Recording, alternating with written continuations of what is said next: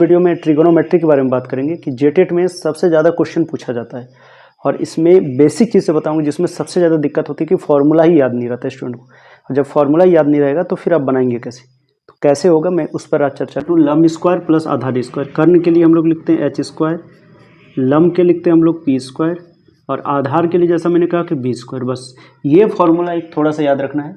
आप देखिए ट्रिपलेट से ही आप पूरा ट्रिगोनोमेट्री को समझ सकेंगे क्योंकि ट्रिपलेट का ही यूज़ किया जाता है। अब ट्रिपलेट का यूज़ कैसे करेंगे उसके लिए देखिए क्या होता है, कुछ कुछ ट्रिपलेट होता है, मैं लिखवा देता हूँ आपको और इसी ट्रिपलेट से ही मैं अभी क्वेश्चन भी बना के दिखाऊंगा आपको लाइव, बना लीजिएगा। तो देखिए पहला तो होता है 5, 12, 13, होता है 9, 40, 41 होता है, ठीक है। फिर होता है 7, 24, 25, ठीक है। और फिर होता है 3, 4 और 5, ये मैंने लिख दिया।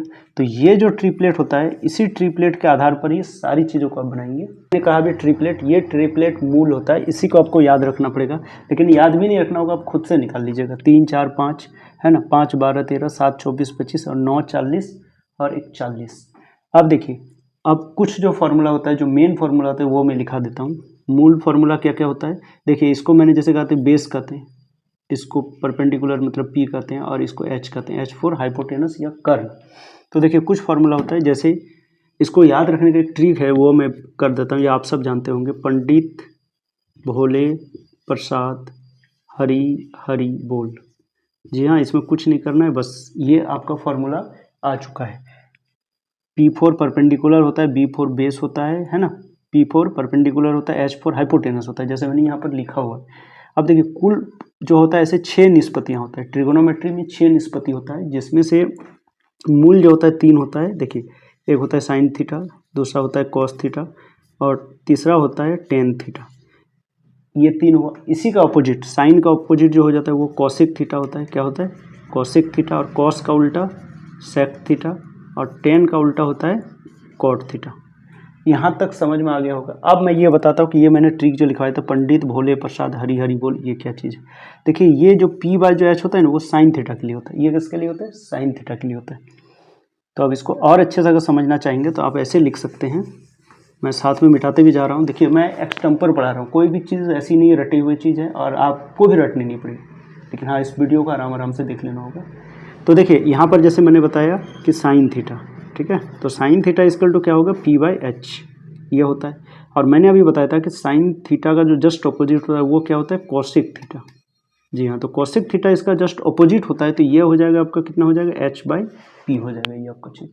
उसी तरह मैंने अभी साइन के बाद क्या बताया था कि कॉस थीटा होता है। कॉस थीटा का जो फॉर्मूला होता है ये बी बाई एच, और इसी का जो उल्टा होता है कॉस का वो होता है सेक थीटा। तो सेक थीटा का हो जाएगा एच बाई बी। इसके बाद पी बाई बी जो होता है वो टेन थीटा का होता है, तो टेन थीटा इक्वल टू क्या होता है? P by B. और टेन थीटा का जस्ट अपोजिट होता है कॉट थीटा, तो कॉट थीटा इक्वल टू क्या होता है? B by P. तो देखिए इतना याद रखना है कि पंडित भोले प्रसाद हरी हरी बोल, इससे आपका फॉर्मूला आ जाएगा। एक बार मैं फिर सम अप कर देता हूँ कि साइन थीटा, साइन थीटा के बाद कॉस थीटा होता है और कॉस थीटा के बाद टेन थीटा होता है, ये तीनों में ये कवर हो गया। और साइन का उल्टा कॉसिक थीटा होता है, कॉस का उल्टा सेक थीटा होता है और टेन थीटा का उल्टा कॉट थीटा होता है, ठीक है। ये अगर फॉर्मूला आपको लर्न हो गया तो 90% तो केस यहीं खत्म हो गया, क्योंकि ज़्यादातर 90% लोगों को जो जीरो, जो बोलते हैं अपने आप को जीरो हूँ मैथ में, वो इस फॉर्मूला को लर्न ही नहीं रख पाते क्योंकि उनको बहुत हार्ड लगता है। तो अब से आपको घबराना नहीं है, ये जो मैंने बता दिया इससे आप क्या करेंगे कि फॉर्मूला जैसे ही बेसिक सीख लेंगे तो फिर क्वेश्चन बहुत ईजी होता है, चाहे आप एसएससी का तैयारी करो चाहे जेटेट का किसी भी तरह के एग्जाम की। तो अब फिर इसको आगे मैं करता हूँ। अब मैं आपको इसमें कुछ कुछ आपको जो अभी ट्रिपलेट में लिखा हूँ उसका प्रयोग मैं बता देता हूँ। ये तो फॉर्मूला आपको याद हो गए होंगे। अब देखिए ट्रिपलेट का यूज़ करता हूँ। तो ट्रिपलेट में जैसे मैंने बताया कि सबसे मेन जो जरूरी होता है वो 3, 4 और 5, ठीक है। 3, 4 और 5 ये आता कैसे देखिए वो मैं बता दे रहा हूँ कि एग्जाम में क्वेश्चन कैसे आएंगे इससे। जैसे 3, 4, 5 आपने तो याद कर लिया, लेकिन फॉर्मूला क्वेश्चन कैसे बनेंगे? इस तरह बनेंगे। ये एक त्रिभुज हो गया आपका, ठीक है। ये सपोज दैट आपका 5 है और ये आपका 4 दिया हुआ है, तो ये वाला निकालना होगा। मतलब क्या निकालना होगा? लंब। तो लंब अपने कैसे निकालेंगे? आपको मैंने अभी बताया था पाइथागोरस का फॉर्मूला, है ना, पाइथागोरस प्रमेय से, पाइथागोरस प्रमेय से अभी मैंने बताया था क्या कि H square equal to P square plus क्या होता है बी स्क्वायर होता है। तो इसमें से देख लीजिए क्या क्या चीज़ें दिया हुई है आपको क्या दिया हुआ है, एच दिया हुआ है और बी दिया हुआ है, मतलब पी निकालना है। तो बस इसी फॉर्मूला में बिठाना है। दुनिया में कोई भी चीज़ पूछा जाए, चाहे आपसे एच पूछा जाए, बी पूछा जाए या पी पूछा जाए, ईजिली निकल जाए। तो यहाँ पर एच का कितना है 5, तो 5 का स्क्वायर करेंगे आप, 5 का स्क्वायर, और यहाँ पर आपका देखिए क्या है, ये बी है, पी तो है नहीं, तो पी स्क्वायर इक्वल टू 4 का स्क्वायर, ये 5 का स्क्वायर कितना होगा 25, और पी स्क्वायर यहाँ पर कितना हो जाएगा 16। आप देखिए पी का स्क्वायर जैसे आप निकालेंगे तो 25 माइनस क्या होगा 16 होगा, ठीक है, 25 माइनस 16 होगा, तो पी स्क्वायर इक्वल टू ये आप माइनस करेंगे तो 9 आ जाएगा, ठीक है। अब मैं इसको ऊपर लिख देता हूँ, तो पी इक्वल टू क्या होगा √9, दैट इज़ कितना आ जाएगा 3।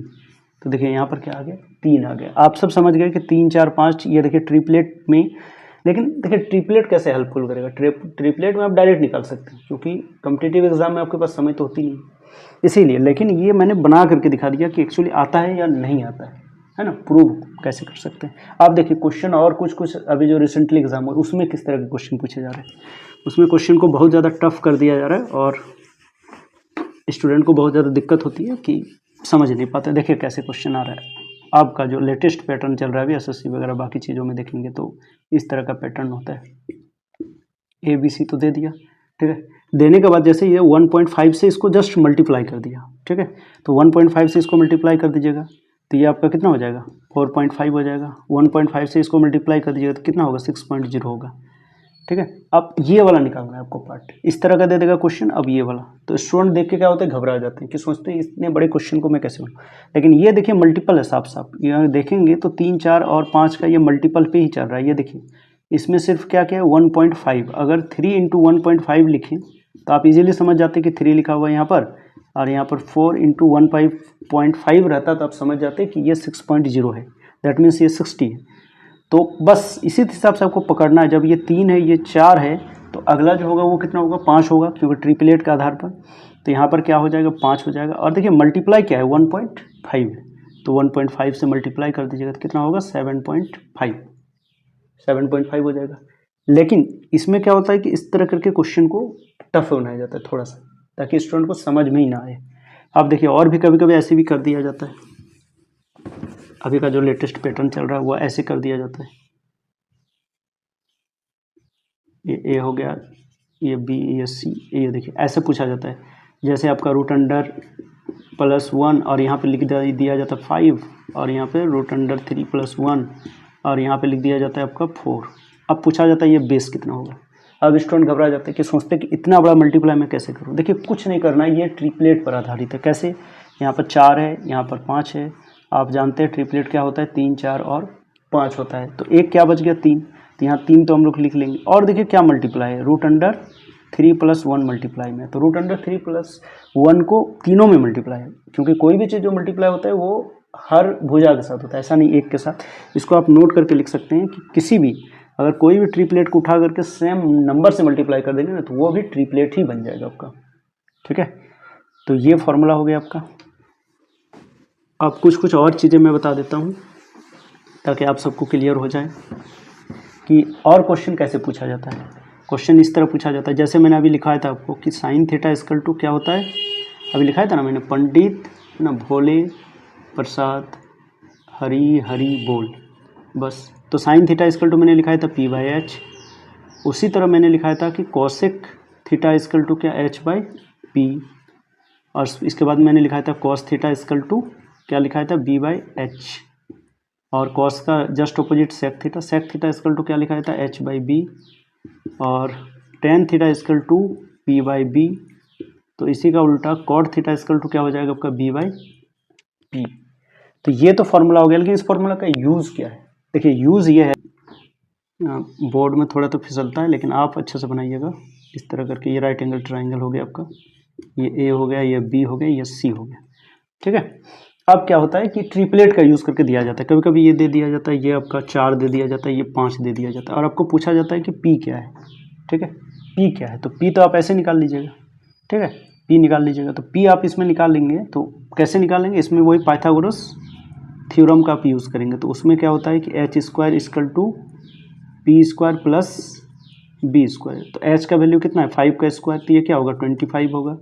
पी का नहीं पता तो पी स्क्वायर, अब बी स्क्वायर 4 का स्क्वायर, तो ये पी स्क्वायर इक्वल टू हो जाएगा 25 माइनस 16 दैट इज कितना होगा 9।